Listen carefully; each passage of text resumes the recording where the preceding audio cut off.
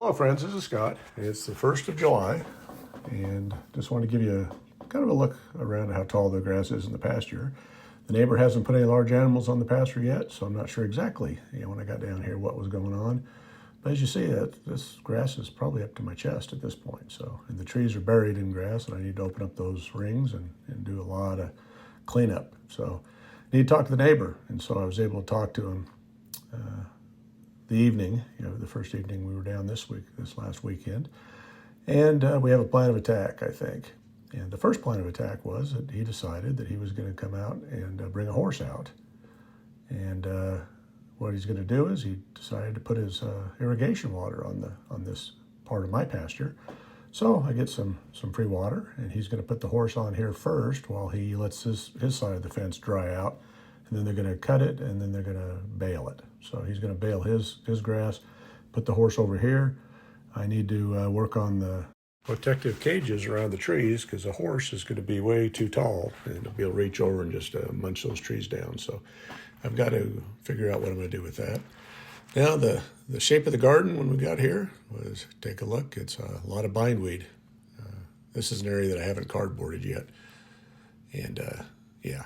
So I had to get in here and did a lot of weeding, and I did go through the garlic and the onions, which are doing great. And the potatoes are up and just starting to flower.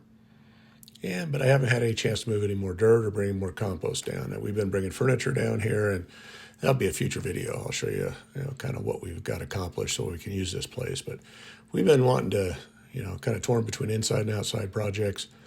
And, the garden's been a little bit put to the back burner, but other than weeding and watering, I haven't done anything else to the garden. But I've still been collecting cardboard when I can find it. But the garlic will be the next thing I do, is pick the garlic. It'll be done in probably a couple weeks, so that's exciting.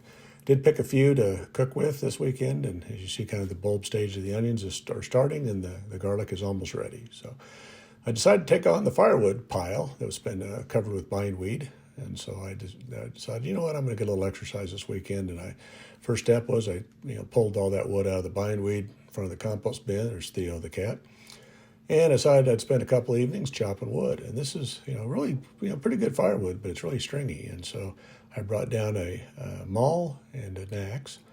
And I kept trading off on both those implements and chopping up the wood. And you don't realize how old you're getting until you try to chop some firewood. But I was able to get all of it done that I had down here, and just had a little bit of carnage left of the bark. And looking at that rack, that's a little bit bigger than, it's a 10-foot rack there. And so 8 foot by 4 feet high by 16-inch pieces would be what would you call a third of a chord or a face chord. So that's a little bit wider. So it's almost a face chord probably of wood so far, but got a lot more to bring down, a lot more to chop. But there's my tools of the trade. There's the maul and the axe. But I'm happy with getting a good start on the firewood, and looking forward to some fires this fall when I get my patio done. Did have a casualty. The pine tree in the front that I transplanted did not make it. So had to pull that out, and that'll go in the burn barrel. But I did take on one other project, which was putting on a couple more rings around the fruit trees. So I did have to prune this apple back as the top was dead, and so I cut it down so that it would reshoot up a new top. And I did put some metal braces on some of the skinnier apple trees. I'm going to put some support so that they don't just get broken in the wind or the winter.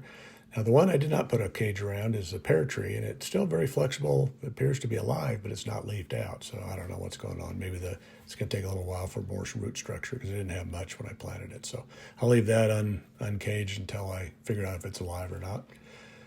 And we are bringing furniture down, and we've got our second bed. This is our old master bed that we brought down, and there's my son. He helped me bring a couple loads of furniture down. So that'll be a future video. I'll show you kind of what we're doing on the inside, and we even got some pictures hung. So stay tuned for that. But yeah, we're making this place livable so we can use it this summer and enjoy it.